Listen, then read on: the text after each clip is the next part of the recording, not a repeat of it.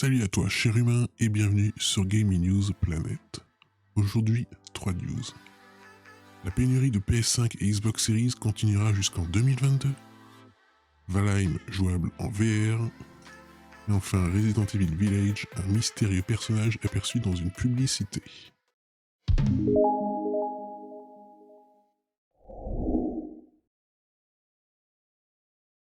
Donc on se retrouve sur Jeux Vidéo Live. La pénurie de PS5 et Xbox Series continuera jusqu'en 2022, selon Foxconn.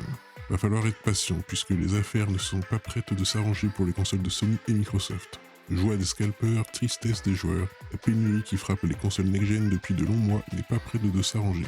La pandémie mondiale et les guerres commerciales font très mal à l'industrie de l'électronique, qui peine à fournir les matériaux requis pour la fabrication de nos chers PS5 et Xbox Series X et S.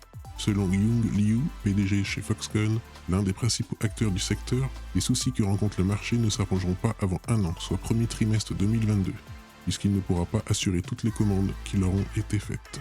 L'offre au cours du premier trimestre était toujours correcte et nos clients sont tous très importants. Nous avons commencé à voir des changements se produire ce mois-ci. De son côté, Qualcomm, un autre sous-traitant, se veut un poil plus optimiste. Selon Cristiano Amon, le PDG de l'entreprise, ça devrait commencer à se déboucher d'ici fin 2021.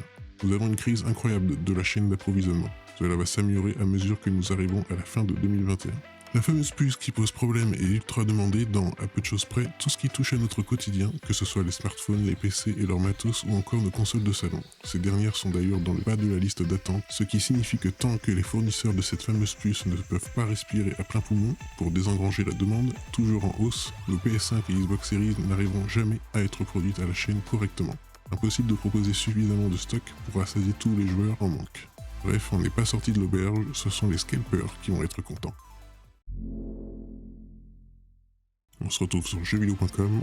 Surprise de ce début d'année, Valheim est sorti en accès anticipé sur Steam le 2 février. C'est écoulé à plus de 6 millions d'exemplaires. Un succès qui s'entretient grâce aux apports de la communauté et à ses nombreux modes, dont le dernier permet de jouer au titre en réalité virtuelle. Disponible depuis ce matin sur le site Nexus Mode, le mode VHVR permet aux joueurs de jouer à Valheim comme s'ils y étaient. Il a été conçu par Brendan Musso, qui précise que ce dernier ne marche pas avec certaines options graphiques comme l'anti-aliasing. Par ailleurs, ce mode a été développé pour fonctionner au clavier et à la souris, et n'empêchera pas de jouer en multijoueur, que les autres aient la VR d'activer ou non. Pour rappel, Valheim a vu sa dernière mise à jour mineure apparaître la semaine dernière avec la 0.148.7. Outre la correction de glitch liée à la musique, elle a réduit le temps nécessaire d'utilisation du marteau, de la houe et du cultivateur. Toujours sur jeuxvideo.com, Resident Evil Village, un mystérieux personnage aperçu dans une publicité. Toujours attendu pour le 7 mai prochain, Resident Evil Village est encore bien mystérieux. On sait que le jeu se déroulera en partie dans les Balkans, que Chris, Ethan et sa fille Rose sont impliqués, qu'une femme gigantesque gère un château tout entier et un groupe de sorcières, mais pas beaucoup plus. Cependant, ce qui semble être une image promotionnelle de Resident Evil Village circule depuis quelques jours. Elle aurait été prise au Japon par un certain 11 Massa 000, puis relayée par le compte Biohazard Declassified, habitué à dévoiler de bonnes informations. Sur cette image, on aperçoit Ethan, sa fille, Chris, mais également un mystérieux personnage au regard glacé et équipé d'un masque d'apparat en métal, inspiré de ceux que l'on peut trouver dans certains bals costumés. S'agirait-il de Mère Miranda, avec qui converse Lady Dimitrescu dans une des bandes annonces, d'un autre antagoniste ou bien d'un allié mystérieux? Impossible de le savoir pour le moment car il s'agit vraisemblablement de sa première apparition. Après une rapide analyse sur photo forensique, l'image ne semble pas retouchée, mais nous avons tout de même contacté Capcom afin de savoir si cette dernière est totalement officielle ou non. Nouvel artwork promotionnel japonais pour Resident Evil Village représentant Ethan, Chris, Rose et un personnage masqué jusqu'alors inconnu.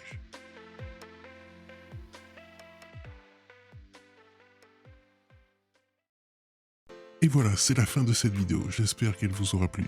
Si c'est le cas, n'oublie pas de mettre un like, de t'abonner, d'activer la petite cloche et de me suivre sur Twitter. Et moi je te dis à la prochaine, cher humain.